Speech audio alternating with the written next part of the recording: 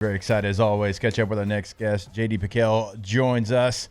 Talk a little college football, talk a little LSU Tigers. And JD, I'm sorry we're late getting to you. We had Bobby Carpenter on, and he was telling us how he was getting ready to run the Ohio State conditioning test because that's what meatheads do. But that might not be as impressive as what I just saw you do, flat-footed, in a pool, jumping up, and you conquered it, sir.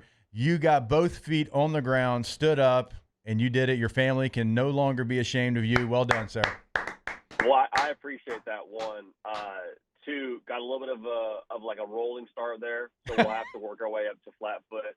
But hey, first of all, I will back clean up Bobby Carpenter every single day of my life. So whatever time y'all say, hey, tomorrow 2:30 a.m. You're gonna come in after Bobby Carpenter, I'll say phenomenal. I'll be awake.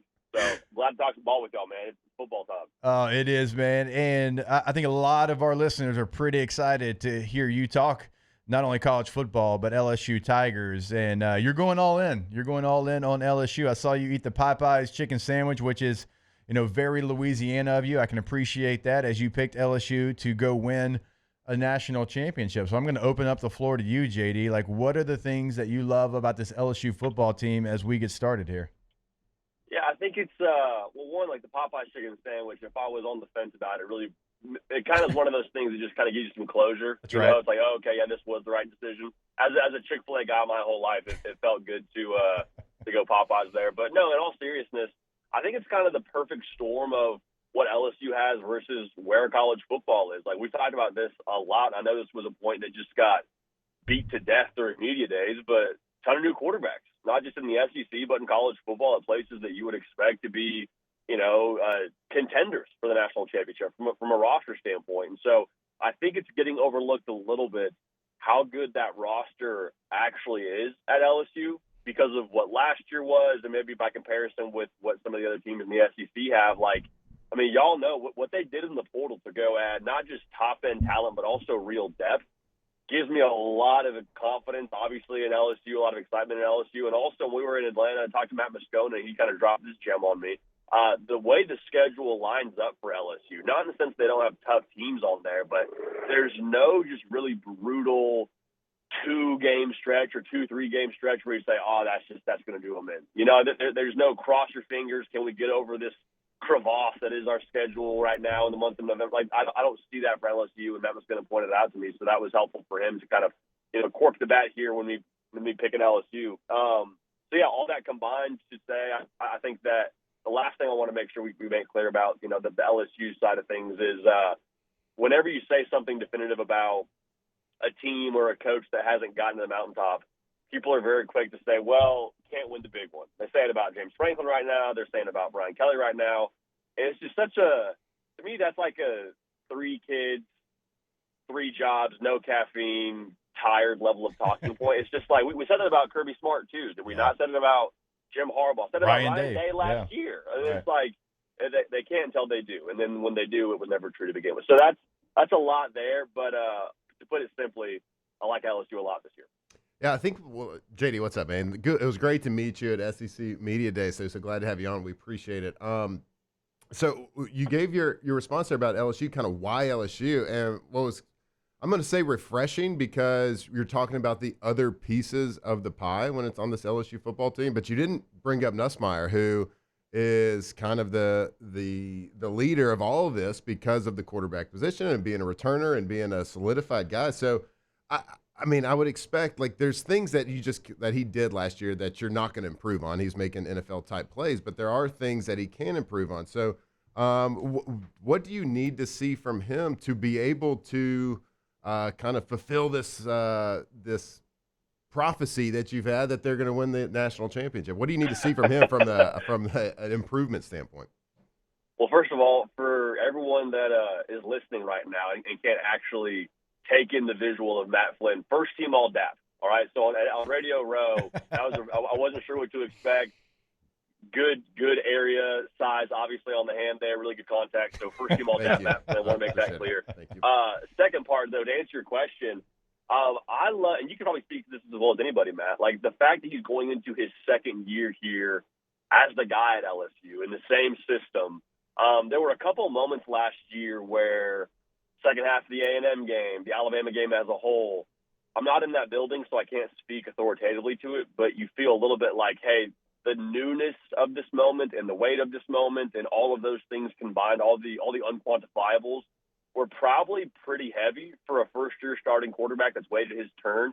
It's not going to be so heavy yet again. Like, I think it's going to lead to more composure in those moments where they're playing Texas A&M at home and it's got playoff stakes. So they're playing Alabama in November, it's got playoff stakes. Like, it won't be that same level of weight. So I think what excites me the most, in addition to him having more help with the run game and him just, getting better at all those things that you get better at after starting a full year in the SEC, is the composure part of it, the mental side of it, and where when I walk into a pseudo playoff game in the month of what I just said, November, October, that's not going to feel as new. It's going to be more familiar and he'll be more well-equipped to handle it, which I think is a massive differentiating factor, even if he wasn't going into, his second year at LSU. JD, can LSU lose the Clemson game and still be the team you think they can be? I think they can. I'll say I am committed to LSU right now. I would say we're engaged when it comes to the national title prediction. I don't think I would call off the wedding for myself and the good folks out there in Tiger Town, if that's been coined yet. But I would start talking to my family. Hey, did we make the right decision? Hey, am I crazy for going through with this? Hey, you know what I mean? Yeah. Like, I think the biggest concern for me would be, what do they look like up front? Right. Because how good Clemson is on the defensive line, we all know.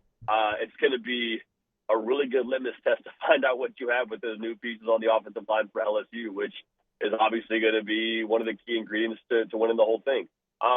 One thing I will say that maybe is getting a little bit lost in the sauce right now as we're breaking down the new era of college football with the 12-team playoff. I think what it takes to win a national championship and what it takes to predict someone winning a national championship has gotten substantially more difficult, because it used to be regular season, conference title game. Maybe you lose the conference title game in the SEC, backdoor your way into a 14 playoff, get hot, win 2 games, you're good. Now it's like, hey, what did you do from September to November in terms of evolving, at Ohio State? Did you play your best ball in December? Did you get the right draw for your college football playoff run? So it's a long-winded way to say I'd be a little bit uneasy, but I think with the allowance now teams have to be different from September and November, and for that to matter in the context of winning a national championship, I wouldn't be totally out. But yeah, I would start to hit up the groomsmen group chat and be a little bit uneasy.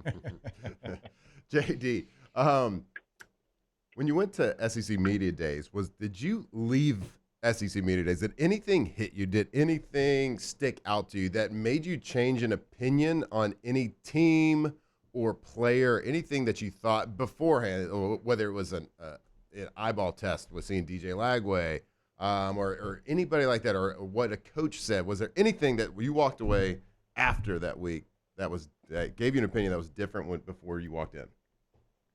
I think there's 2 thoughts. One is everything that I see on YouTube when I go back and watch John Mateer highlights or John Mateer full game condensed Washington State highlights. I'm like, oh, that swag that he has. And it's a funny thing to say. I don't know if people are still saying swag, but in my generation, that was still something that was said. All real, like all verifiable, the id factor, all that, very much so there. So I was like, cool, check that box. I am that much more in on a one John Mateer. Second thing that I thought was interesting, just the way that Kalen DeBoer presented himself and the questions that he got about Alabama, I thought was really interesting. Obviously, everyone's going to talk about the quarterback battle and who's going to be the guy there, but outside of that, there wasn't a lot of talk around Alabama's roster after only winning 9 games last year. It wasn't like, man, you have what you need. It was him answering questions saying we got to get better at all the cliche things like the growth, the consistency, the maturity, or whatever it ends up being, whatever buzzword he said.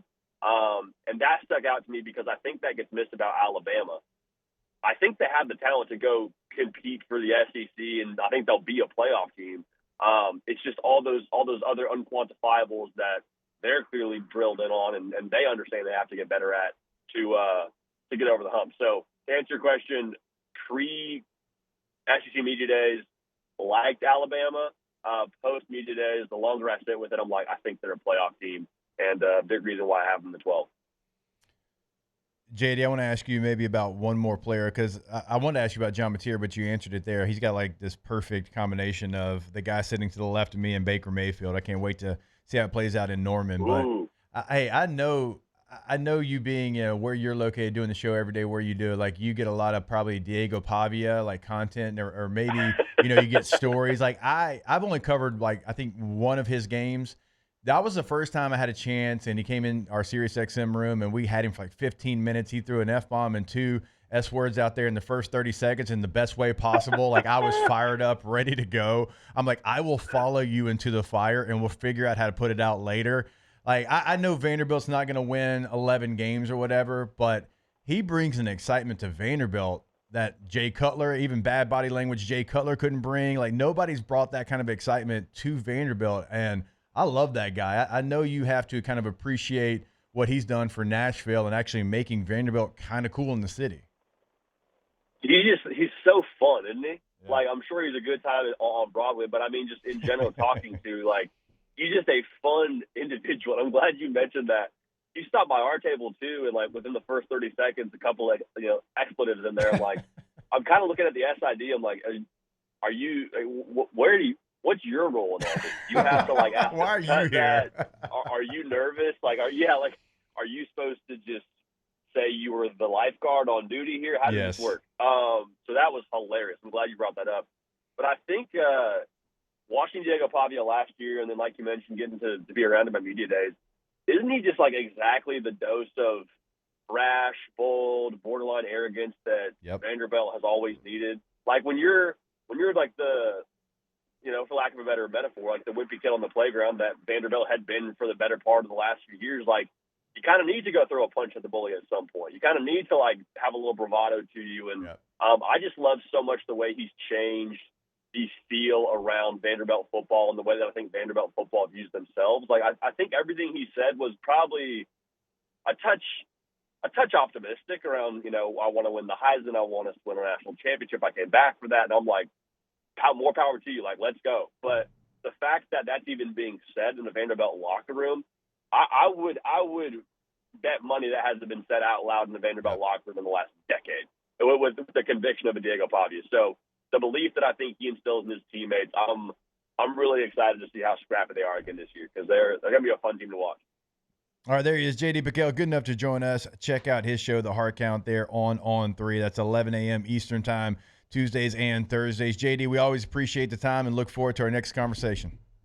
Appreciate y'all, man. Have a great one.